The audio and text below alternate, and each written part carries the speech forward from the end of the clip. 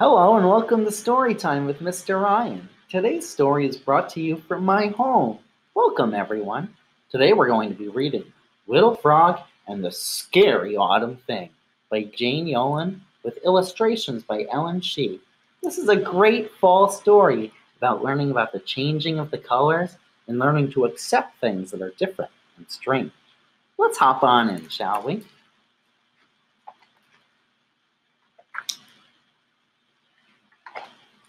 Frogs love green.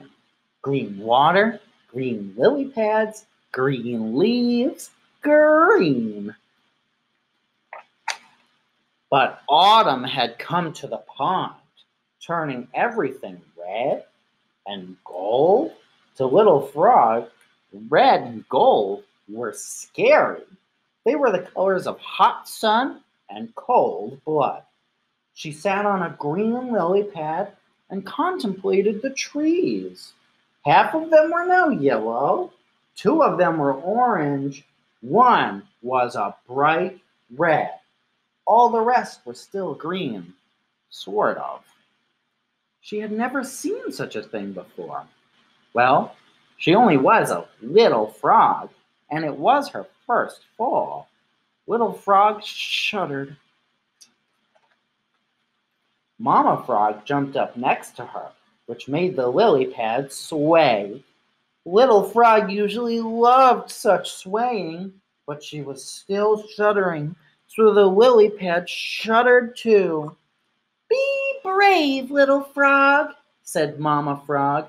"Most things that are scary are only just new. You need to see what they are all about. Listen to their voices. Once you know them, they aren't scary anymore." That was certainly puzzling. Little Frog herself was pretty new, and she wasn't scary. But she always listened to Mama Frog. So that day, in early October, Little Frog decided to try to be brave and see what red and gold were all about, and orange too. She hopped back into the water, the dark green water, and began to swim. Her heart was going bumpity bump as she did the backstroke and the side stroke and some frog paddling too. But she made it to the shore. Brave Little Frog. She stuck one toe onto the brown dirt after green. Little Frog loved brown the best. Brown is soft and comfortable and familiar. She took one step and another and another and another, though her heart was going bumpity bump and thumpity thump. Brave, brave Little Frog. Then Little Frog hopped a bit down the twisty path, going toward the wood. The wood that was so full of red and gold and orange. She wasn't sure about orange. Brave, brave, brave Little Frog. Suddenly, a wind whooshed through the trees. Leaves began to rain down. Red leaves, yellow leaves, orange leaves, scary leaves in scary colors, making a scratchy, scratchy noise. Little Frog hopped this way, ran that way, spun about, fell down, ran again. She wasn't being very brave now, was she?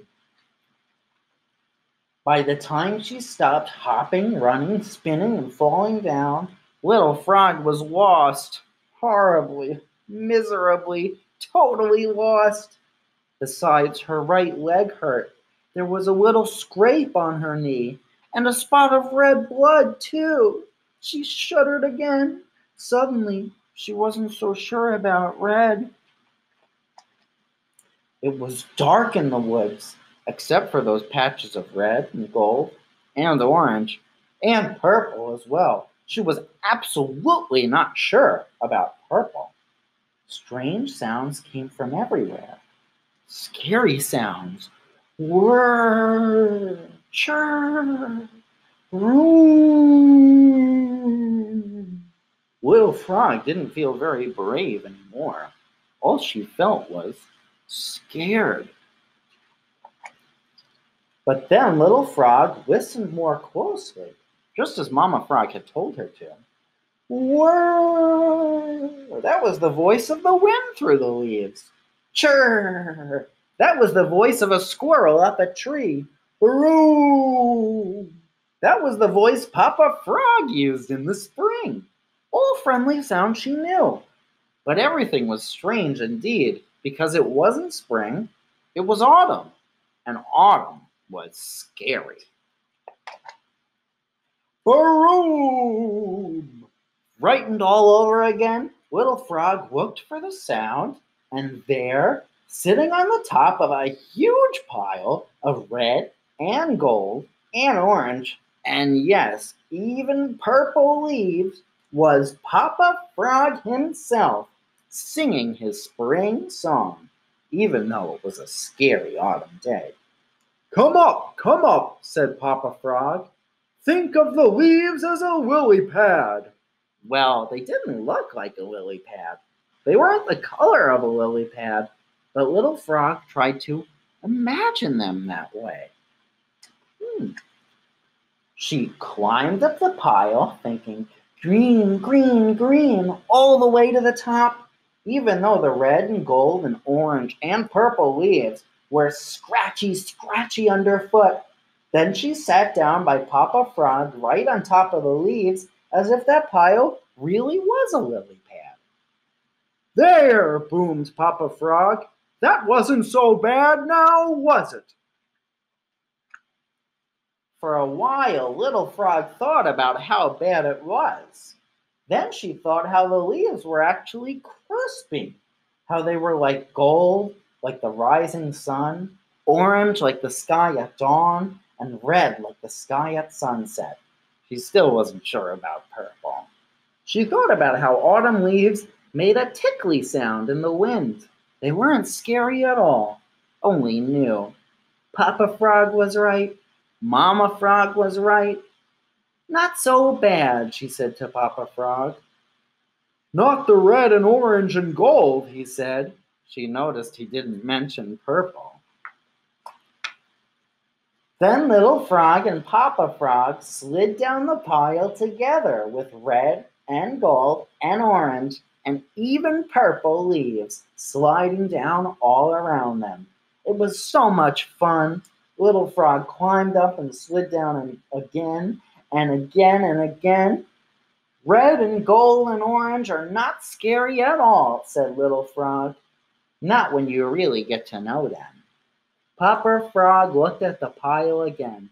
And purple's not scary either, he said. Only new.